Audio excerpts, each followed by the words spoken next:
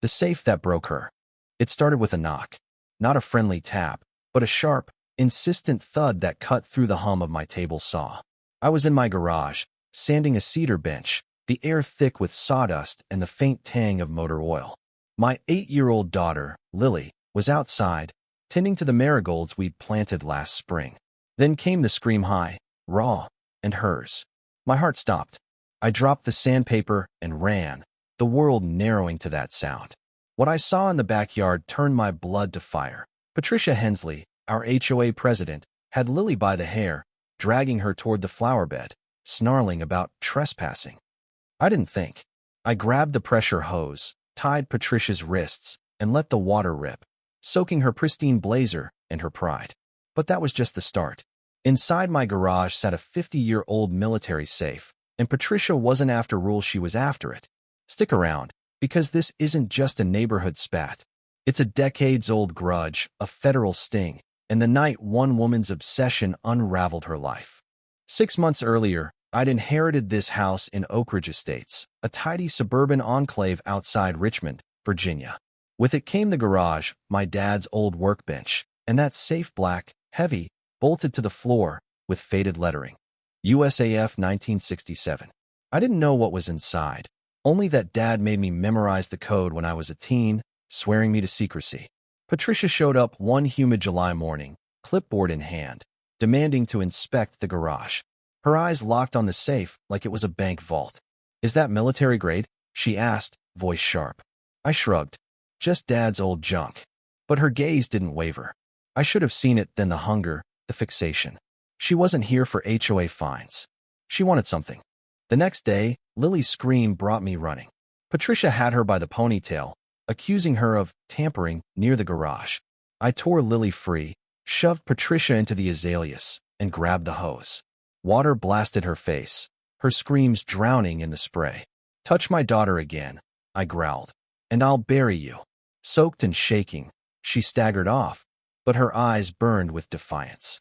I thought it was over. I was wrong. Patricia didn't retreat, she attacked. By week's end, I had 19 HOA violations, trash cans an inch off center, excessive sawdust, even unapproved garden stakes.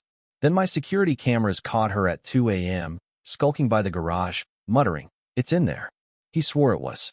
I needed answers, so I went to Evelyn Wu, the neighborhood's 80-year-old historian, who'd lived here since the 60s. Over tea, she told me Patricia wasn't always Patricia Hensley. She was Pamela Vance, daughter of Roger Vance, my father's old business partner. In 1984, they worked on a classified Air Force project, Thunderbolt. Roger accused my dad of stealing patents worth millions, lost a lawsuit, and spiraled, losing his fortune, his wife, and his sanity. He died believing the safe held proof of Dad's betrayal, and he'd fed that lie to Pamela. She grew up thinking my family stole her future. Now I understood. Patricia wasn't enforcing bylaws, she was chasing a ghost. But ghosts don't drill through steel, and Patricia was no phantom. She was dangerous. I decided to bait her. I let the lawn go wild, slumped around like a broken man, and accidentally let slip the safe's code, Dad's discharge date, January 12, 1967, during a loud porch call. I faked a trip to Raleigh, leaving a decoy itinerary for her cousin, a local handyman, to find. From a motel 30 miles away, I watched my hidden cameras. At 11:43 p.m., Patricia crept across my lawn, dressed in black, a backpack stuffed with tools. She sprayed Vaseline on my fake cameras, missing the real ones in the eaves. At the safe, she punched in the code. Wrong. 9 more tries. Wrong. On the 10th, a red LED blinked. She didn't see it, but I did. That safe wasn't just a release, it was wired to a Cold War-era federal alarm, built for classified tech. 10 wrong entries triggered a silent alert to a government terminal. Patricia pulled out a drill, sparks flying as she cursed. "You stole it all." I leaned into my screen, whispering, "Keep going, Patricia." At 11:47 p.m., sirens wailed. By 11:48, cop cars and unmarked SUVs flooded my driveway.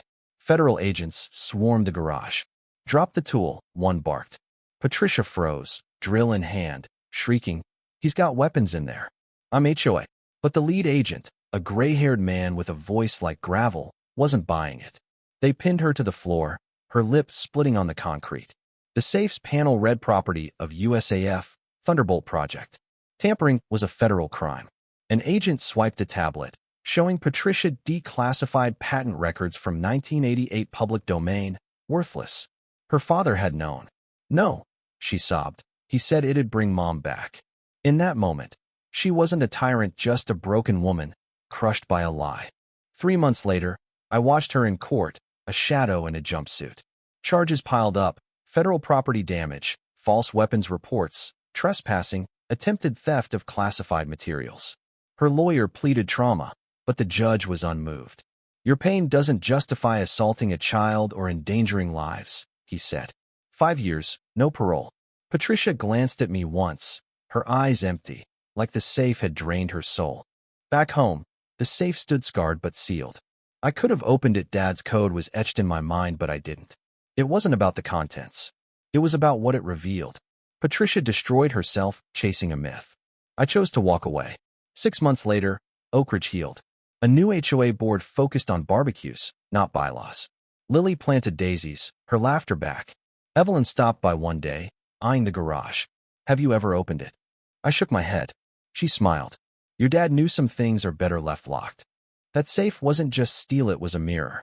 Patricia saw vengeance. Roger saw power. I saw a warning. Don't let the past consume you. Lily never cared what was inside, and that's how I knew we'd won. We didn't need to open it. We'd already broken its curse. What do you think? Would you have opened the safe, or let it stay shut? Drop a comment below and tell me. When does justice cross into vengeance? Have you ever faced someone like Patricia, wielding power to mass pain? Share your take. I am reading everyone. Like this story if you think some fights are better left alone, and subscribe for more tales that cut deep and leave you thinking.